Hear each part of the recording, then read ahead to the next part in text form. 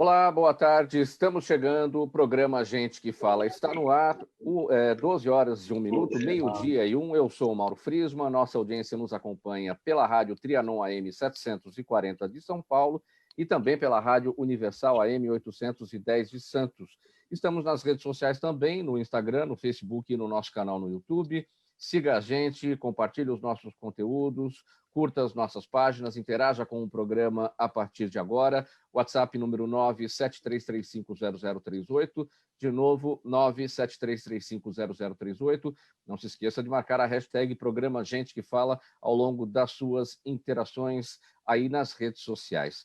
Iniciando mais uma semana, depois deste primeiro turno das eleições municipais, vamos com alegria, com entusiasmo, debater todos os assuntos que se relacionam com a questão deste pleito eleitoral, e para isso nós recebemos aqui, formando a nossa bancada de hoje, o economista, sempre deputado federal, sempre senador, José Aníbal, do PSDB.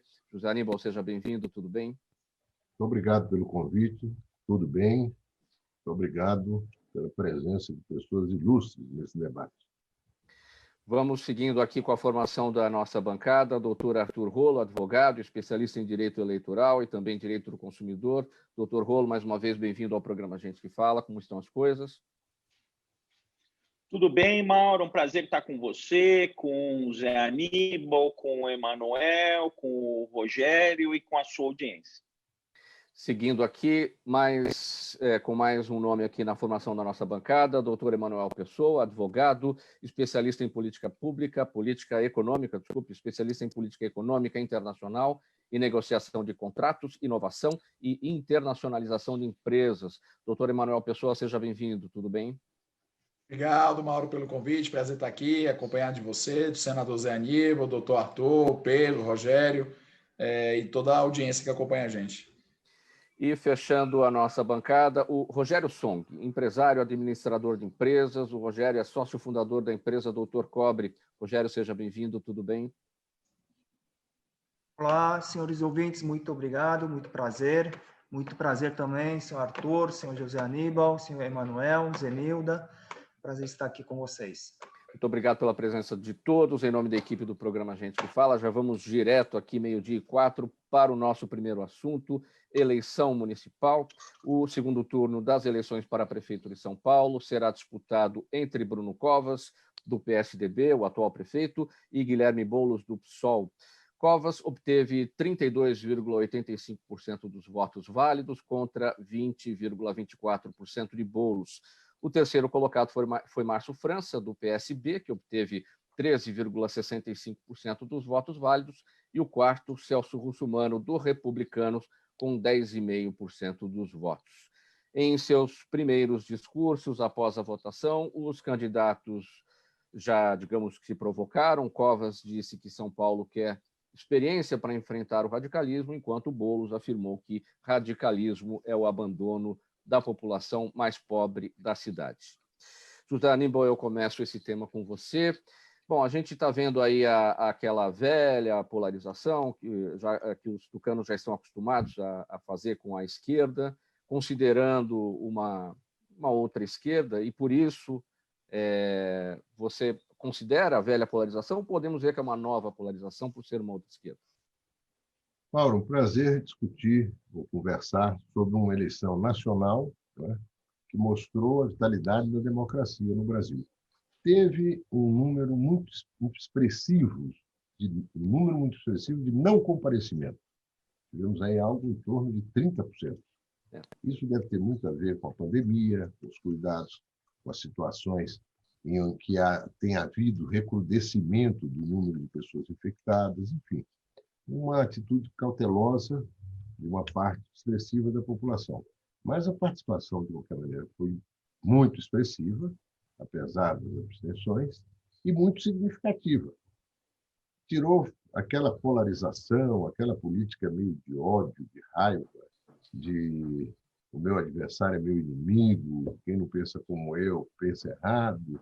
Tudo isso diluiu muito nessa campanha. E isso é fundamental, porque a gente tem um ambiente democrático saudável, que o debate não seja um ato de agressão recíproca, mas de considerações, de posições, etc. Isso foi muito importante. Em segundo lugar, a derrota fragorosa do atual presidente. Eu acho emblemático na derrota do atual presidente a derrota da Val do Açaí. O presidente fez campanha para ela, né? Dos Reis, ela teve um pouco mais de 200 votos. E a ex-esposa dele, mãe dos 3 filhos, que teve 2.000 votos para vereadora no estado do Rio de Janeiro. Aliás, o filho vereador teve 30.000 ou 35.000 votos menos do que teve na eleição passada. E por aí vai, são vários os exemplos. Agora, o que surpreende é que ele tuitou que a esquerda teve uma derrota fragorosa nessa eleição.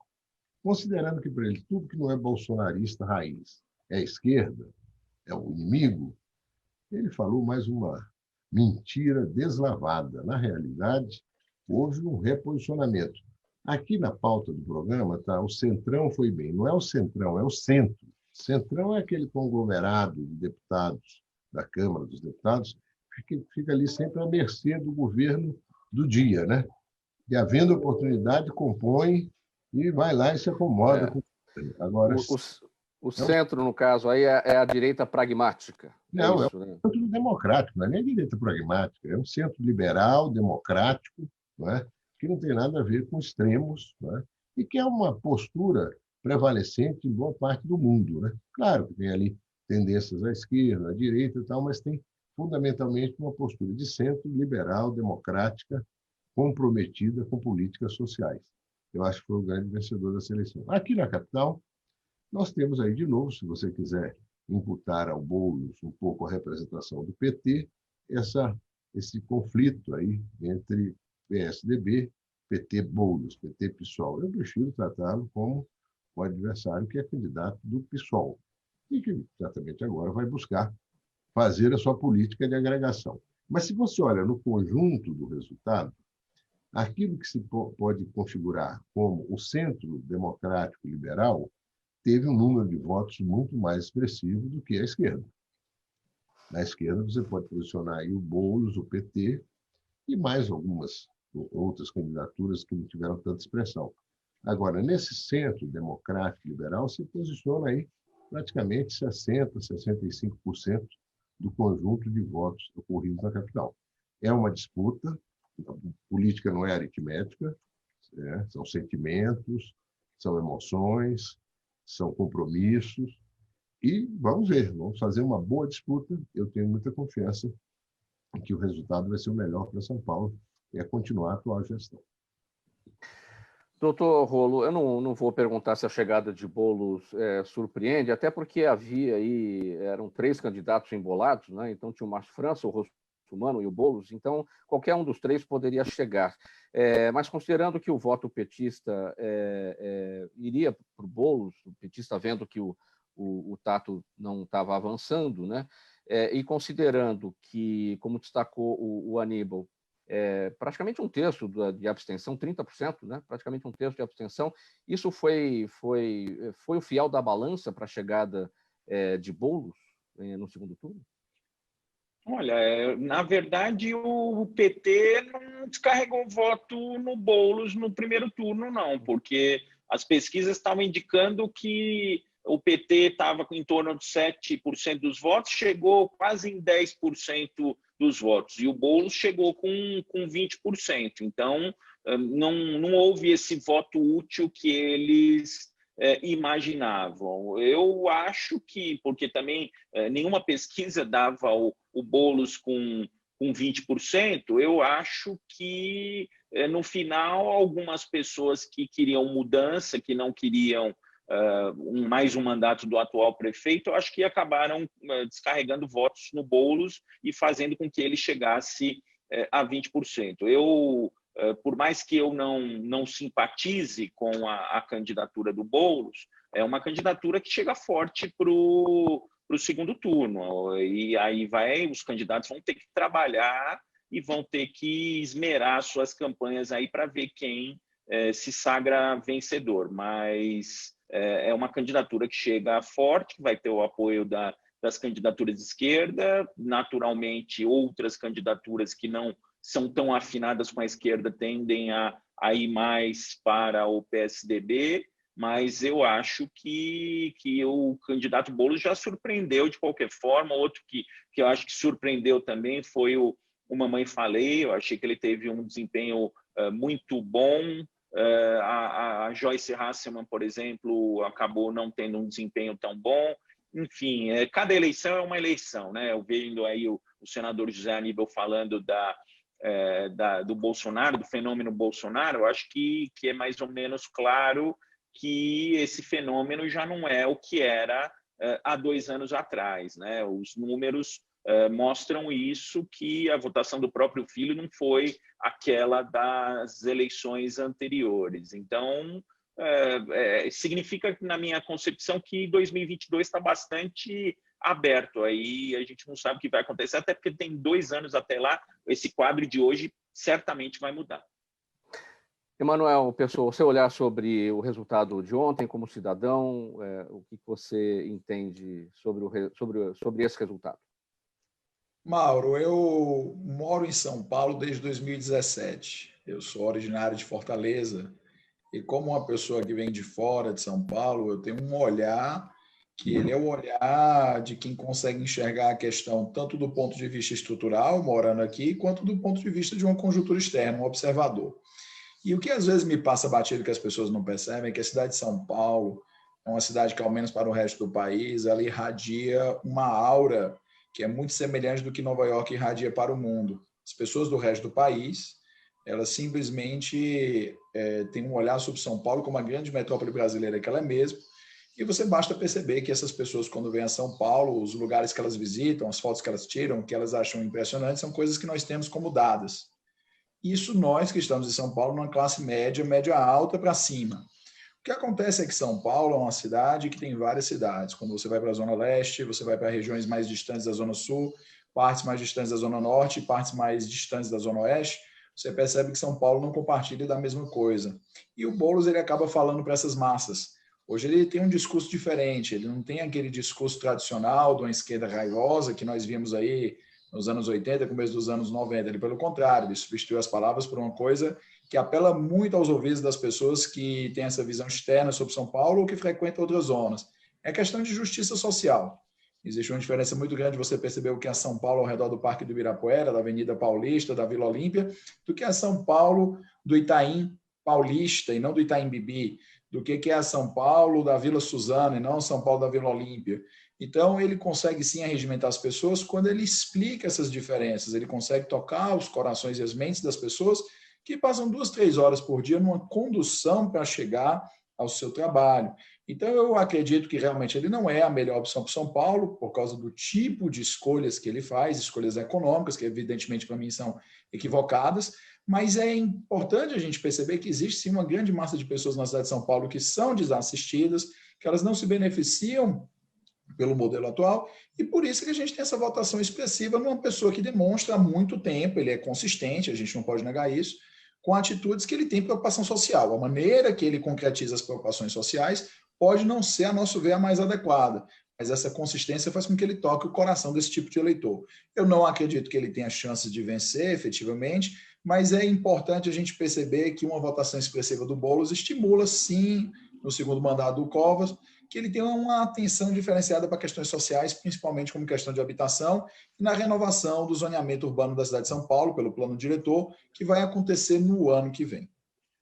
Você disse que está em São Paulo desde 17. Então, 1º de fevereiro de 17, às 6 horas da manhã. Então, tem 3 anos e meio. Você já se considera um cidadão paulistano? Você vota em Fortaleza ainda? Já vota aqui? Eu já tinha vindo a São Paulo mais de 40 vezes antes. Eu sou simplesmente apaixonado por essa cidade. Eu acho que não existe nenhum brasileiro que não goste de São Paulo. Acho que qualquer brasileiro que conhece São Paulo entende que isso daqui é o que o Brasil pode ser, nível de organização, nível de riqueza, nível de prosperidade, nível de dedicação de trabalho. E o meu título de eleitor que está aqui é de São Paulo. Eu sou registrado na Zona Eleitoral número 258. Não, eu fiquei impressionado aqui com o seu georreferenciamento, porque você posicionou aqui, falou das franjas todas da cidade, onde é que as coisas são mais vulneráveis. Os meus amigos locais tiram dúvida de onde ir comigo em tudo que é região, porque eu memorizo, eu não uso GPS. Eu adoro aqui São Paulo, então faço questão de conhecer todos os lugares. Muito bem. Rogério Song, você é coreano, né? Você vota aqui e vota na Coreia? Sim, assim como o Emanuel, eu também não sou de São Paulo, tá? Eu sou coreano. Eu já moro aqui no Brasil há 35 anos, então eu voto na Coreia. Mas eu sempre acompanho a política nacional, então eu sempre tenho também meus candidatos favoritos, meus partidos favoritos. E ontem mesmo eu acompanhei a minha mulher a votar no colégio situado na Zona Norte. E é uma coisa que me incomodou um pouco, né, que não houve presente algumas medidas de prevenção, né, da coronavírus, como o uso de termômetro. Eu não vi também, e meus amigos também não, em nenhum uma zona eleitoral, né, nenhum local de votação tinha um termômetro. Não sei se isso foi um problema local ou foi em São Paulo, né, pelo menos em São Paulo todo, né. Então, essa prevenção, essa parte da prevenção, achei muito importante a gente, né, tomar essas medidas de prevenção. E também me surpreendeu o número, né, de abstenções, né, por conta do efeito da pandemia, né, que foi um contraste muito grande, que eu acompanhei a votação, né, lá na Coreia, quando estive em abril, e lá, ao contrário do Brasil, né, ao contrário do Brasil, lá teve recorde de votação, mesmo durante a pandemia. Então, espero que no próximo turno, né, no segundo turno, que a gente tome essas medidas, né, de prevenção, que a gente tenha esses cuidados para reduzir os números de casos da contaminação pelo coronavírus. Como é que é o sistema de urnas lá na Coreia? Na Coreia, a votação ela é manual, né, que a gente fala por cédulas, né? Por papel mesmo. De papel. E a contagem também é feita manualmente e na Coreia sempre foi, e já houveram, né, houveram casos, né, de tentaram implantar o sistema eletrônico de votos, né? Só que por essas questões de possibilidade de fraude, né, então não foi implantado ainda na Coreia, tá? E foi manual, mas tem aquela votação, eu não sei como chama no Brasil, a votação prévia, né, que você pode realizar seu voto, né, exercer esse seu direito de voto, não no dia da votação, mas você pode fazer uma semana antes, né, então você pode fazer isso em vários colégios, né, nas escolas, distribuída no país, né. É notável que um país como a Coreia tenha temor de fraude em votação eletrônica, né? Um país que tem uma tecnologia. É só comprar a tecnologia do Brasil, que essa é perfeita. A Ah, data que dá problema no dia da apuração, como ontem, uhum. mas a, a, a transparência do processo, inclusive com a impressão dos votos urna por urna, é total. Pode comprar aqui, que é bom, a tecnologia é boa. Quer A concluir, Rogério? tecnologia existe na Coreia, né? Inclusive, está sendo exportada, apesar da Coreia não praticar, né, esse voto eletrônico, eles exportam o sistema para outros países, mas na Coreia mesmo não se utiliza. É curioso. Pois é, e tecnologia é com a Coreia mesmo, né? Impressionante como não usa a nossa tecnologia de urna eletrônica. Mas vamos lá, quem sabe um dia, não é? Bom, seguindo aqui, meio-dia 19, você acompanha o programa Gente que Fala pela Rádio Trianon AM 740 de São Paulo, Rádio Universal AM 810 de Santos e ainda nas redes sociais. O próximo assunto, em um ano atípico, cercado pela pandemia, o primeiro turno das eleições municipais começou a desenhar mudanças no cenário político. PSOL e PDT ganham força na esquerda, com o PT enfraquecido. O presidente Jair Bolsonaro e aliados perdem força, com resultados abaixo do esperado, e o bloco de partidos de centro surge como uma alternativa à polarização, com destaque para o DEM, que elegeu prefeitos de capitais em primeiro turno, e para o PSDB, que foi muito bem em cidades importantes e em muitas capitais.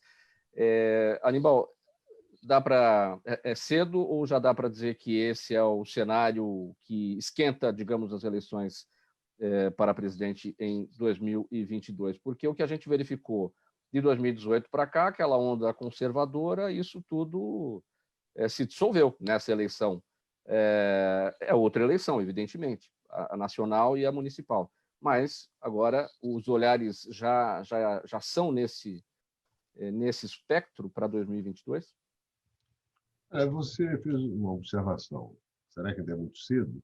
Eu acho que ainda é cedo para ter uma avaliação total desta eleição.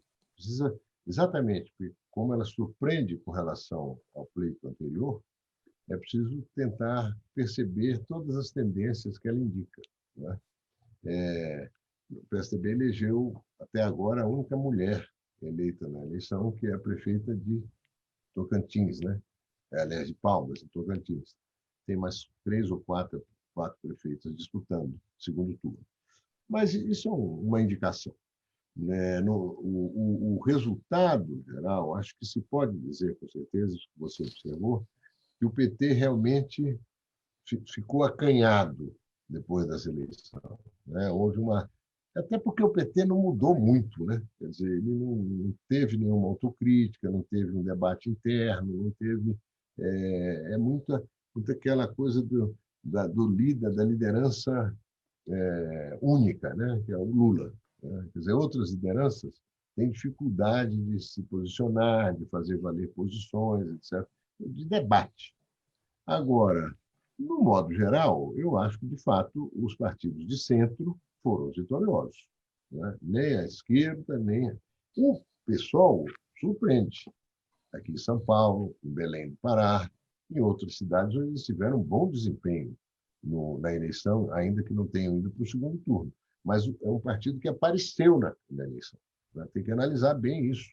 Esse conteúdo que leva o PT, estando no mesmo espectro do PSOL, que levam o PSOL estando no mesmo espectro que o PT, ter tido uma votação tão expressiva em vários lugares, e especialmente aqui em São Paulo. Eu vejo que essa despolarização foi fundamental. O Brasil não aguenta mais as mentiras, os fake news, essa atitude arrogante. O que esse presidente da República fez na semana passada, além de ser grotesco, virar um motivo de piada internacional, acenar com pólvora para os americanos da Amazônia, é uma piada, né? É um sujeito que não se dá, é um ridículo absoluto, que podia ter sido uma ótima oportunidade para ele, essa semana que passou, para também reconhecer a eleição do Biden e também reconhecer, como o Biden fez, aliás, acho que foi uma das melhores falas dele, depois da eleição, ele ficou 4 minutos falando sobre a importância da máscara. Essa política de combate ao Covid eu vou mudar a partir de 20 de janeiro do ano que vem. Mas até lá, use a máscara. A máscara é um equipamento crucial, não é uma questão de estética, de beleza ou de posição política. É uma questão de saúde pública. Esse vírus é traiçoeiro. Se começa a relaxar, ele volta, está voltando. Então é preciso que se tenha... Esse presidente nosso, ele é um suicida, né? Tem gente que diz que ele é quase um criminoso, porque ele continua estimulando o não uso da máscara no dia da eleição, agarrando criancinha do lado. Quer dizer, é uma coisa inaceitável.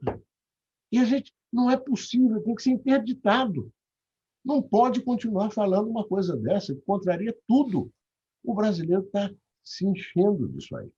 Eu acho que muita gente que tem simpatias pelo presidente certamente buscou um outro caminho para expressar a sua expectativa quanto ao seu município, quanto à política, de um modo geral. E acho que isso é um fato muito significativo. Doutor Rolo, aproveitar aqui o gancho que o Zé Aníbal deu, já que ele citou o Joe Biden, será que há alguma influência sobre o resultado das eleições americanas nesse processo eleitoral municipal aqui no Brasil? É viajar demais na maionese? Porque você pega lá o Partido Democrata, que reúne o Centro Democrático, reúne a esquerda, mas é tudo num partido só, diferente de como a coisa se desenvolve aqui, com vários partidos. Mas o fato é que a gente está vendo aqui o Centro Democrático e a esquerda novamente. Eu acho que não tem uma influência direta, mas eu acho que é um sinal do que está acontecendo no resto do mundo, que pode acontecer também aqui. A Argentina foi para uma extrema-direita, depois foi da extrema-direita para a esquerda, os Estados Unidos também mostraram aí uma tendência de abandonar a extrema-direita, e eu acho que os tempos estão mudando, os ares estão virando, e está virando aqui também no Brasil. Eu acho que acendeu o sinal amarelo nessa eleição. O presidente Jair Bolsonaro, sim. Agora, não acho que é uma influência direta da eleição americana. Eu acho que é uma influência do que está acontecendo no mundo, o fenômeno mundial. Eu repito, aqui na Argentina aconteceu isso, e eu acho que esse modelo aí de extrema-direita não está sendo tão bem aceito quanto foi há 2 anos atrás. Emanuel, você acha que a ciência política está em apuros para entender isso tudo? Eu acho que a ciência política está em apuros e a eleição americana ela mostra bastante isso. Existe um paradigma de ciência política chamado ciclos político-econômico-eleitorais, o Political Business Cycle, que ele diz que normalmente as pessoas elas vão votar de acordo com o bolso delas. Então, quando o bolso das pessoas está feliz, elas reelegem o incumbente. Quando o bolso está infeliz, elas elegem a oposição. Quando você olha a eleição do Donald Trump, é o contrário. Se você fosse pensar no bolso, a economia americana está encolhida, nós temos o Covid e tudo mais, então era para ele ter perdido e não ter tido a segunda maior votação que qualquer pessoa já teve nos Estados Unidos. As pessoas gostam de falar que ele perdeu, mas ele teve mais votos que qualquer das eleições do Obama. Tá? Então, assim, é uma derrota vitoriosa. Tá? Então, no Brasil, a gente tem que aplicar um paradigma também muito parecido, que se você for parar para pensar, a economia ela também está indo bem mal esse ano, vamos encolher 5%, aí o PIB, o que é uma melhoria, né? A gente encolher 9% no começo do ano, segundo diziam quando começou a pandemia. Lógico que isso veio muito a custo de dívida pública que a gente vai ter que pagar em algum momento no futuro. Ou pagar ou ter inflação para comer a dívida, né? Uma das duas coisas acaba acontecendo naturalmente, ou vai vir aí ajuste fiscal ou a inflação ajusta, que é o que ninguém quer para não voltar aí os anos 80 e começo dos anos 90. Que o senador Zé Aníbal participou desse processo, eu me lembro claramente, 1º de junho, era 1º de julho de 1994, eu tinha 10 anos de idade, a gente entrava no supermercado e tinha que dividir por 2.750, que era o valor da URV, né? Que era uma cópia do Plano Cavalo e do Plano Israelense de correção da inflação dos anos 80. Então, da mesma maneira aqui no Brasil, o que a gente percebe é o seguinte, em tese, o Bruno Covas nunca deveria ter tido a votação que ele teve, afinal de contas, com o encolhimento da economia e com uma onda de insatisfação das pessoas com esses problemas. Mas o que a gente percebe é que a ciência política está errada porque agora as pessoas não votam só com bolso, as pessoas votaram com a saúde. Então, muita gente que eu conheço disse que votou no Covas porque ele estava defendendo o fechamento por causa da questão do coronavírus. As pessoas estavam muito preocupadas com a saúde delas e não esse barulho que você ouve é porque eu moro em Moema, tá? Então, quando o avião passa... Quando o avião passa, eu quando vim morar aqui, eu não gostava tanto. Mas com a crise econômica agora, eu digo que é o barulho do progresso, né? Que são as coisas voltando. Então, eu fico menos infeliz. Então, em tese, ele não deveria ter tido a votação que ele teve, mas teve. Então, as pessoas elas votam hoje com várias outras preocupações. Então, a ciência política está errada. Eu não consigo ver essa eleição nem como derrota, nem como ganho do presidente. O presidente não está organizado em partido político, ele apoiou alguns candidatos, 1/3 deles apenas foi para frente, mas seria diferente se ele tivesse organizado em um partido político, atuando de uma forma mais orgânica, com movimentações e liberações específicas de emendas. Ao mesmo tempo, eu não consigo ver como uma vitória, porque, afinal de contas, ele só foi para frente 1/3 das pessoas que ele apoiou. Então, efetivamente, o que eu vejo é uma situação atípica, nós estamos no ano atípico, a gente nunca teve uma eleição em ano de lockdown, né? E a gente nunca teve uma crise econômica tão forte, tão prolongada na história do Brasil. 500 anos de Brasil, a gente foi ter uma década perdida nos anos 80, a gente foi ter sobressaltos financeiros, a gente foi ter uma crise com a Dilma e a gente está tendo agora uma crise esse ano. Então, só que essa aqui é bem prolongada porque a gente consegue fazer uma linha ao longo da Dilma. A gente vai terminar a década de 20 com o PIB per capita brasileiro em dólar menor do que começou a década de 10. Então, desculpa, a década de 10 do que a década de 0. Então, é bem atípico. E por isso eu não consigo te dar assim, paradigma está errado, os paradigmas estão errados. Tem que escrever novos paradigmas? Tem, mas eu acho que o espaço amostral é muito curto para você elaborar novas leis da ciência política. 12:30 no programa Gente que Fala, você nos acompanha pela rádio Trianon AM 740 de São Paulo, Universal AM 810 de Santos e também nas redes sociais. Eu vou aqui para o nosso próximo assunto. O primeiro turno das eleições municipais de 2020 foi marcado pela lentidão da divulgação da apuração dos resultados e tentativas de ataques hackers a servidores da corte. Foi a primeira eleição municipal em que os dados saíram direto das sessões eleitorais para serem totalizados no TSE, mas o acúmulo de informações gerou uma falha em que um dos núcleos no supercomputador que totaliza votos, gerando atrasos. Além disso, o aplicativo e-Título, lançado para facilitar a vida do eleitor, apresentou instabilidade durante todo o dia e muitos não conseguiram acessá-lo. Doutor Rolo, aqui no início da nota diz que foi marcado, o primeiro turno foi marcado pela lentidão na divulgação da apuração dos resultados. Foi lento mesmo? Se a gente considerar um passado do TSE, a gente pode pensar que o TSE está sendo vítima, então, da sua própria eficiência na apuração? Só porque atrasou um pouquinho? Doutor Rolo? Deve ter caído a conexão. Zé Aníbal, vamos lá. Olha, eu acho que foi um evento. Talvez eles tenham sido pouco cautelosos em fazer um bom teste antes da apuração para saber se todo o equipamento estava funcionando a contento, né? E foi, simplesmente, não devem ter feito esse teste, ou se fizeram, apesar do teste, o equipamento se revelou defeituoso na hora crucial, que era de totalizar votos, especialmente os de São Paulo, né? E ficamos aí todos esperando até depois de 10, 11 horas da noite, enfim. Mas não vejo que isso tenha qualquer significado ou possa indicar qualquer tentativa de fraudar resultados. Os votos, como eu disse, eles são impressos, urna por urna, né? Sessão por sessão. Enfim, a possibilidade de fraude é zero. O que existe é o descontentamento, tá? Seguiram modelo Trump, né? E claro que eu não concordo muito com o Emanuel quando ele diz que o Trump é um vitorioso, teve uma derrota vitoriosa. Ao contrário, ele estava muito acreditando na vitória dele.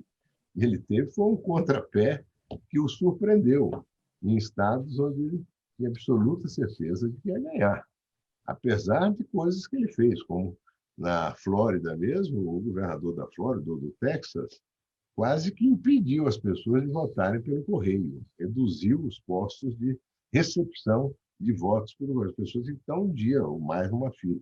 Mas, enfim, isso é passado, Trump já caiu a ficha, o sistema americano é muito poderoso, né? E ele não vai ter que sair da Casa Branca, enfim, por vontade, por falta de vontade. Ele vai sair porque ele realmente perdeu. Eu acho que, quanto ao impacto dessa eleição nos Estados Unidos e no Brasil, eu acho que, de alguma forma, tem impacto na informação que o eleitor brasileiro recebeu. Ele recebeu uma informação prodigiosa sobre a eleição americana, cada qual reagiu diante dela do seu modo. Mas, de alguma forma, todo mundo fica impactado por uma eleição americana que significou uma mudança de 180 graus, né, na expectativa na política americana. E a gente, inclusive, com a expectativa de que os Estados Unidos agora sejam um país que vai dar uma atenção maior a determinadas questões, como o sistema prisional, o racismo, né, a desigualdade, que é brutal, que era uma questão que, há 50 anos atrás, o Robert Kennedy assumiu frontalmente e mataram ele antes da disputa, né? E outras questões tão relevantes como, na emergência agora, a questão da saúde. Doutor Arthur Rolo, já reconectado? Tudo bem? Nos ouve, nos vê? Doutor Rolo, tranquilo aí agora? Poxa, estou com problema com a internet hoje. Tá. Desde a semana passada tá com problema. Agora eu estou no celular, vamos ver se vai. Eu destaquei aqui no início da nota que a eleição municipal foi marcada pela lentidão da divulgação, da apuração dos resultados. O TSE está sendo vítima da sua própria eficiência, né? Já qualquer problema que aparece, que atrasa um pouco, faz com que esteja dando tudo errado por lá? Justamente, a gente está mal acostumado, né?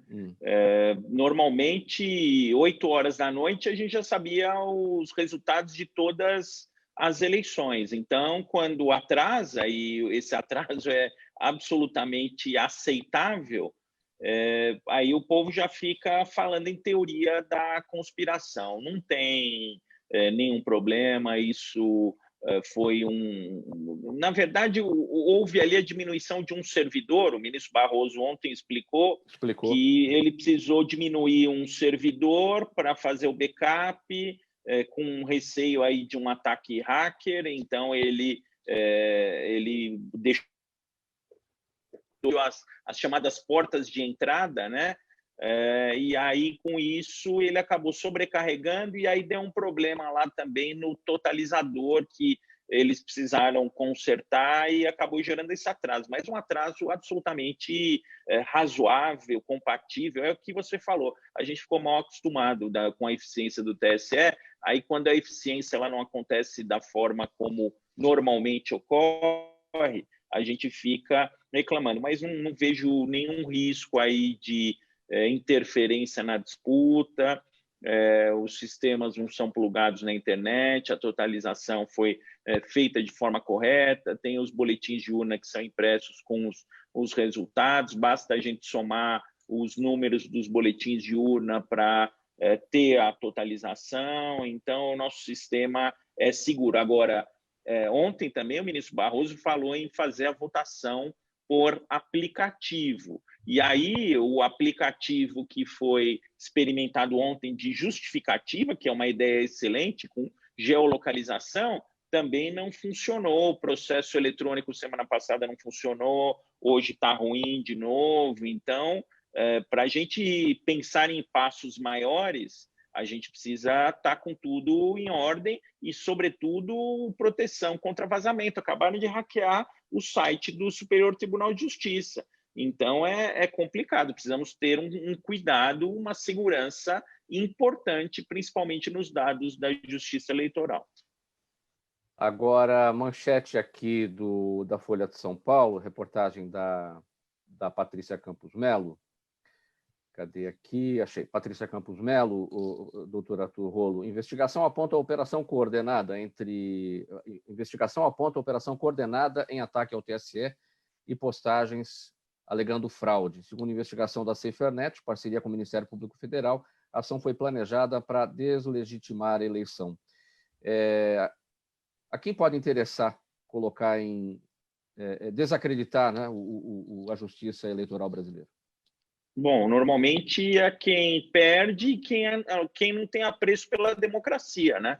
Porque a nossa justiça eleitoral é garantia da nossa democracia, esse nosso sistema de votação garantia a nossa democracia. Quem quer deslegitimar o poder, né? Quem quer deslegitimar as eleições. Eu acho que isso não é bom para ninguém, isso gera aí teorias conspiratórias que não são boas, instabilizam a nossa democracia, e a gente já tem um momento de crise aí, de pandemia, que a gente precisa lidar. E esse tipo de teoria conspiratória não contribui. Eu acho que é gente que quer o caos. Mais um assunto aqui para a nossa análise e debate dos nossos convidados. Uma recente pesquisa do IBGE, chamada Pulso Empresa, Impacto da Covid-19 nas Empresas, trouxe uma péssima notícia. 716 mil empresas fecharam as portas no Brasil durante a pandemia, afetadas pelo isolamento, também pela crise financeira e pela instabilidade política. Muitas, no entanto, viram no momento uma oportunidade de se aperfeiçoarem e mudarem o foco de seus projetos, investindo em novos mercados para se tornarem companhias globais. Emanuel Pessoa, até clichê, né? Muitos dizem na crise é que você vai encontrar as verdadeiras oportunidades para poder se safar dos problemas. Agora, não é fácil você virar uma chavinha também na crise e falar, bom, então o caminho não é mais por esse aqui e é por esse, porque não é fácil encontrar o caminho, né? Como é que se dá esse pulo do gato aqui? Muitas viram no momento uma oportunidade do aperfeiçoamento e do foco dos seus projetos. Como é que dá esse pulo do gato? E evitar quebra. 716 mil fecharam as portas. Charles Darwin dizia que a evolução ocorre em saltos. Isso ocorre também com as empresas. As empresas, para elas evoluírem, elas têm que evoluir em saltos.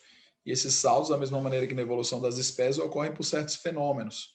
Então, o que a pandemia contribuiu para a digitalização, remotização do trabalho, avanço tecnológico, foi mais nesse ano do que teria ocorrido nos próximos 5 ou 6 anos.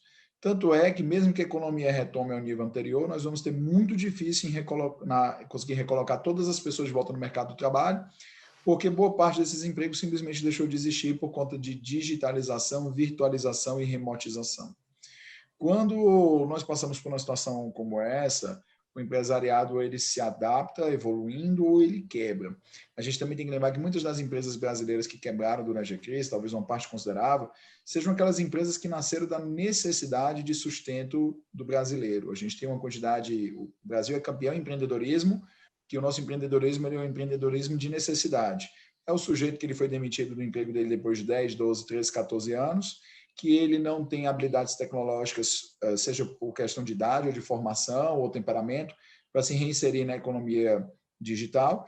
E aí ele parte para abrir a lanchonetezinha, a bodeguinha, o cachorrinho quente, a venda de camiseta online, às vezes, porque ele não tem mais aquela capacidade ou não consegue estudar para, por exemplo, se tornar um programador ou uma coisa do tipo. Então, na crise, realmente, existe a oportunidade das empresas elas dedicarem tempo e energia para as transformações. Não é que necessariamente vai haver os recursos financeiros maior na crise, pelo contrário, geralmente não tem. Mas é porque no dia a dia as empresas elas estão gastando o tempo e energia delas na luta diária da conquista de clientes e das vendas.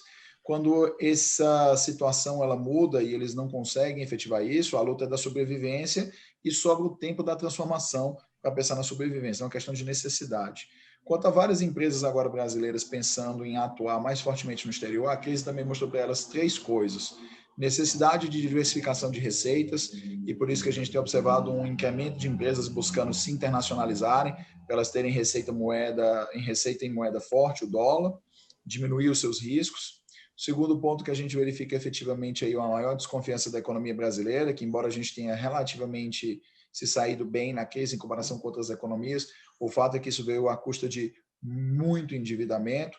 E o terceiro ponto é a capacidade aí que o Brasil tem querendo de se organizar para enfrentar crises sociais. O pagamento do auxílio emergencial levou dinheiro para as mãos de 55 milhões de pessoas, das quais aí mais de 7 a 10 milhões dizem eram pessoas que sequer eram conhecidas que tinham essa necessidade. Então, você consegue imaginar que um banco estatal brasileiro, a Caixa Econômica Federal, junto com a Sociedade de Economia Mista, o Banco do Brasil, conseguiu efetivar esses pagamentos, é sim uma potência e um fenômeno e um motivo de alegria. É óbvio que a maior alegria era a gente não precisar disso, mas dentro da circunstância do cenário que ele esses são os fatos e a gente pode dizer que o Brasil conseguiu lidar, não da maneira ideal e perfeita com a crise, mas a gente conseguiu evitar tragédias muito maiores do que poderiam ter acontecido. Bom, esse número, 716 mil empresas quebrando por conta da pandemia, evidentemente que o problema foi muito sério. Mas isso demonstra o quê? As empresas brasileiras não têm a cultura da transformação para, na hora da crise, dar o salto necessário para o outro lado? Nem sempre é questão de ter condição de ter o salto cultura, mas vamos imaginar a seguinte situação. O sujeito abriu uma MEI para vender cachorro-quente na frente do estádio do Palmeiras, do Allianz Parque. Não está tendo jogo, ele vai quebrar. Qual é a transformação? Ele vai vender cachorro-quente online? Não vai funcionar, a não ser que ele esteja vendendo para a pessoa cozinhar em casa. Então, algumas situações elas são simplesmente inescapáveis numa situação de crise. Seria impossível que todas as 700 e poucas mil empresas que quebraram no Brasil nesse período efetivassem a transformação, especialmente aquelas que são negócios individuais. Mas é sim um problema a questão da transformação das empresas no Brasil, da melhoria da produtividade, por uma série de fatores. A gente enfrenta um grande problema que é a qualificação muito baixa no Brasil. Passou o governo, saiu o governo, a gente tem um nível educacional pífio e patético, é simplesmente ridículo o nível educacional que a gente tem no Brasil. Entra governo, sai governo, a situação não muda, todos sabem o que tem que fazer e não fazem. Eu posso falar isso com uma autoridade de vida. Eu estudei escola pública, só que eu tive a sorte de estudar na escola pública federal. Então, tendo estudado na escola pública federal, fui ao Colégio Militar de Fortaleza, eu percebi que quando o governo quer dar educação de excelência, ele consegue dar educação de excelência. Porque a minha educação de escola foi melhor do que qualquer pessoa que possa ter vindo estudar no Dante Alighieri, ou no Bandeirante, ou no Porto Seguro de São Paulo. Tá? Então, isso na escola federal. Então, esse primeiro problema é a qualificação. O segundo ponto é burocrático. O Brasil é um país extremamente burocrático que torna difícil para os empreendedores, depois que eles aprendem a regra do jogo, virar um navio em outra direção. É como se qualquer negócio no Brasil fosse um transatlântico, que ele tem muita dificuldade de virar 90 graus de uma vez. Não é como um barquinho, por menor que seja o negócio. E o terceiro ponto, que é desastroso, é que nas várias esferas de governo, os órgãos que servem para ajudar, órgãos como o SEBRAE, como o SENAI, SESC, SESI, eles, infelizmente, eles não têm braço suficiente para atingir uma situação calamitosa como essa. Então, embora a gente tenha alguns organismos de excelência, o SEBRAE é sensacional, não há o que se dizer, também o SEBRAE entra e sai governo, ele continua bom, é uma coisa que também tem que ser dita. Ele não tem condição de atingir todos, então o Brasil precisava ter mais organismos como o SEBRAE descentralizados em outras esferas. Pessoal, 12h47 agora. Rogério Song, eu vou passar o assunto para você. Em março, ao visitar seus pais na Coreia do Sul, e ainda sem saber que estava com o coronavírus, ao andar pelas ruas do bairro, sempre de máscara, Rogério Song, que está aqui com a gente, notou películas de cobre aplicadas em escolas, restaurantes e também nos transportes para reduzir a disseminação do coronavírus. Com sintomas, ficou internado durante 21 dias no hospital, mas trouxe consigo muitas ideias de um país que virou um exemplo ao mundo no combate à pandemia. E entre as suas ideias, a produção da película de cobre, que promete ajudar no combate aos vírus, ou ao vírus, né, do coronavírus, fungos e também bactérias. Rogério, por que o cobre tem essa característica para combater fungos, vírus e bactérias? Oi, sim, Mauro. Mauro, os estudos recentes realizados nos Estados Unidos, eles observaram que o novo coronavírus ele sobrevive por até 3 dias em plástico e 2 dias em aço inox. Mas no cobre, o vírus se tornava inativo em poucos minutos, chegando a eliminar 99,9% em superfícies de cobre. Então, eu estive na Coreia em março deste ano, que foi no auge, né, da pandemia, e ao circular pela região, eu vi muitas dessas películas de cobre. Que são? É uma película com micropartículas de cobre. Então, aplicada em várias superfícies, como mesas, corrimãos, elevadores, catracas, carrinho de supermercados. Então, eu achei muito interessante. Então, eu procurei saber um pouco a mais sobre essas películas. Então, eu percebi que essas películas já faziam parte do dia a dia dos coreanos. Porque na Coreia, essa pandemia, ela não é epidemia, né, digamos assim, não é uma novidade lá. Porque como ele se situa em Ásia, Oriente Médio, e lá sofre muito com epidemias de gripe, lá teve um surto de SARS, MERS, né, e vários tipos, né, dessas doenças, doenças, né, de respiratórias. Então, eles tomavam muito cuidado em relação à higiene. E essas películas eram utilizadas em quase todos os lugares. Então, eles contribuíam para reduzir o número de casos com coronavírus. Então, eu tive essa ideia, né, de a gente trazer para o Brasil, né, para que a gente possa aplicar nessas superfícies onde há muitos, né, espaços públicos, onde há muita circulação de pessoas, né, onde há toques manuais, né, porque um dos meios que a gente contrai o coronavírus é pelo toque, né, dessas superfícies, né, que estão infectados. Então, trouxemos para o Brasil essas novas películas, né, para que a gente possa contribuir na redução de casos aqui também no Brasil. E quais locais podem ser, então, cobertos com essa película? Corrimãos, portas, maçanetas? Quais são os locais onde geralmente a gente mais toca com as mãos, né? Uhum. Então, a gente pode aplicar em corrimãos, né? Quando a gente pensa, né, em superfícies que a gente, né, que possa ser contaminado, a gente começa a identificar, né, algo que a gente não pensava anteriormente, né, como se fosse, hoje em dia, todo mundo usa álcool em gel, né, usa máscaras. Por exemplo, a mesa de uma escola, ela é o objeto mais tocado pelos alunos da escola, né, porque os alunos, elas tocam, elas deitam, elas falam em cima da mesa. Então, a partir de mesas das escolas, Carrinho de supermercado, por exemplo, é um lugar, né, onde todo mundo toca ali. Hoje em dia a gente vê no supermercado, a gente evita, né, tem uma pessoa ali para limpar os carrinhos de supermercado. E uma vantagem dessas películas de cobre é que essa ação antibacteriana, antimicrobiana, ela é permanente. Então, ela desnecessita de higienização frequente, né? Como eu estava dizendo. Hoje a gente vai num supermercado, tem uma pessoa dedicada para fazer a limpeza, né? Das manoplas de carrinho de supermercado.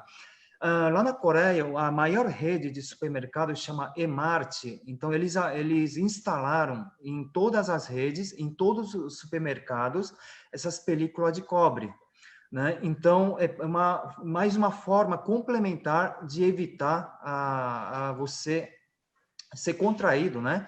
A pegar o coronavírus. Então, pode ser aplicado em painel, nas botoeiras de elevador, pode ser aplicado em catracas, pode ser aplicado nos interruptores e outras diversas superfícies de superfície de toque. E é um elemento que não é muito caro, o cobre, né? Sim, essas películas, né, como ele contém partícula de cobre, porque o cobre é um material nobre, né, cobre é um material caro, né, então fica muito custoso, né, para você aplicar com metal em cobre. Então essas películas elas vieram, né, para ter um baixo custo e também a manutenção também é baixa, tá? Então é uma película que pode ser popularizada agora, a partir de agora, né, que ele não só elimina o coronavírus, mas elimina diversos patógenos, né, micróbios, bactérias, fungos, né, que causam outros tipos de doenças também. Pessoal, 12h53 agora, temos perguntas da nossa audiência chegando por aqui. Eu vou pedir brevidade para vocês, que nós não temos muito tempo. Começo com o Dr. Rolo. Doutor Rolo, o seu Jaime do Jardim Bonfilholi, participando com a gente diariamente aqui com perguntas, ele quer saber o seguinte: juridicamente, como é que fica a situação do prefeito eleito de São Caetano do Sul, que teve a candidatura impugnada pela Justiça Eleitoral?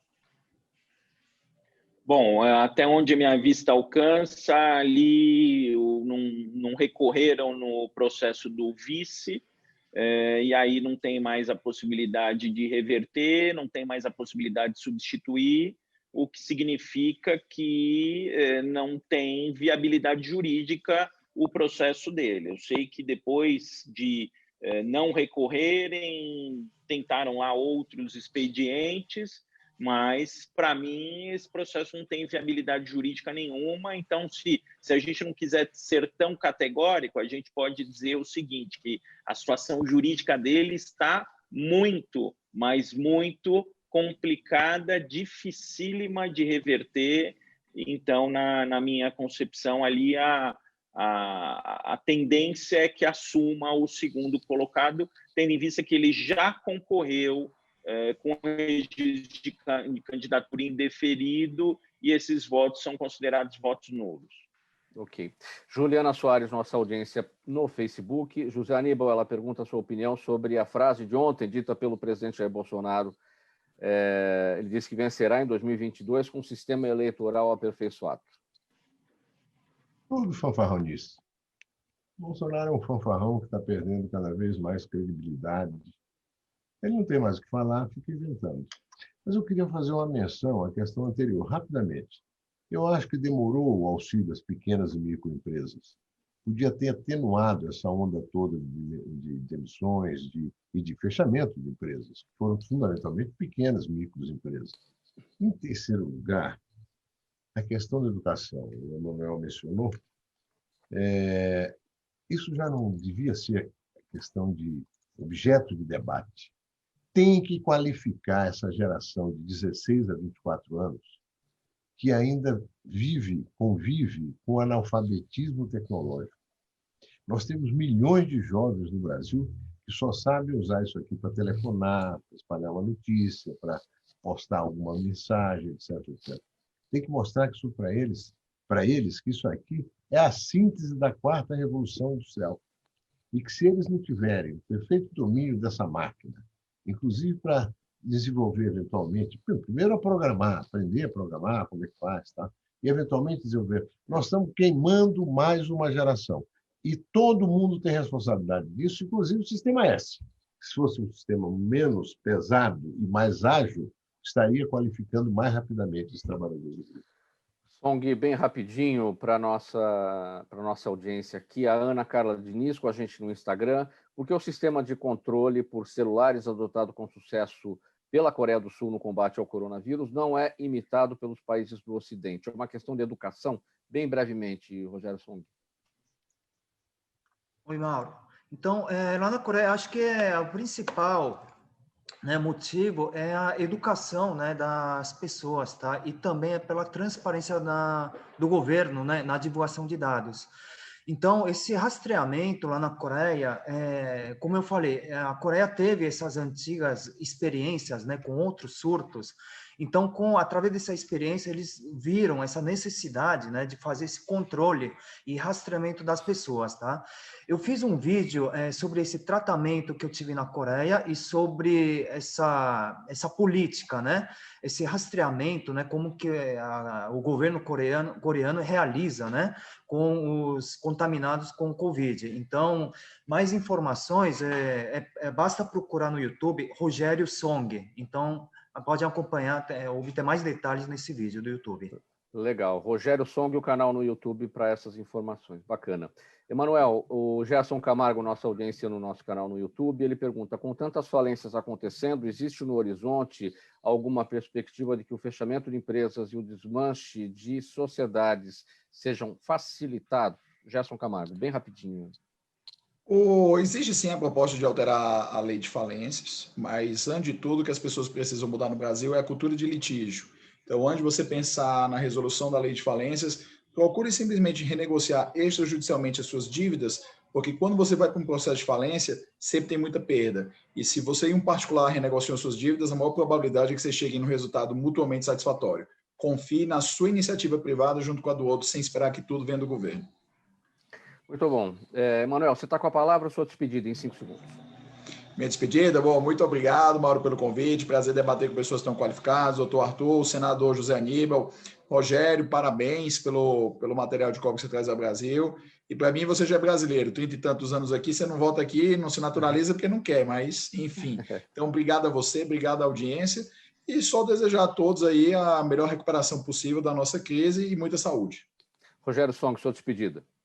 Eu agradeço muito o convite, né, para a gente realizar esse debate hoje. Eu aprendi muito. Então, gostaria de agradecer a o José Aníbal, o Emanuel, também Arthur, para você também, Mauro. Muito prazer aqui estar com vocês.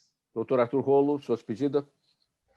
Bom, mais uma vez aqui uma satisfação enorme estar com os nossos ilustres colegas de bancada. Queria agradecer na sua pessoa, Mauro, a todos os aqui colegas que estiveram conosco e até uma próxima.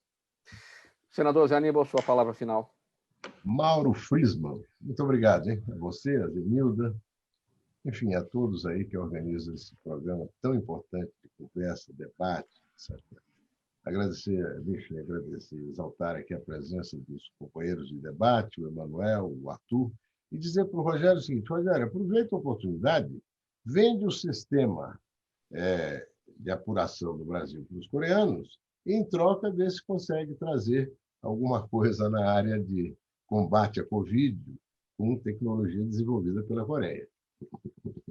Muito obrigado, minha gente. Termina aqui essa edição do programa Gente que Fala, de segunda-feira, pós-eleições, pós-primeiro turno de eleições municipais. O agradecimento em nome da nossa equipe ao sempre deputado, sempre senador José Aníbal do PSDB, o advogado especialista em direito eleitoral e do consumidor, doutor Arthur Rolo, o advogado Emanuel Pessoa, também o empresário de administração de empresas Rogério Song. Eu não tenho tempo aqui para a leitura da ficha técnica, apenas um agradecimento a você que nos acompanhou nesta edição, você ouvinte, espectador, sempre a razão da nossa presença aqui todos os dias. 1h em ponto. Tchau, tchau. Até amanhã.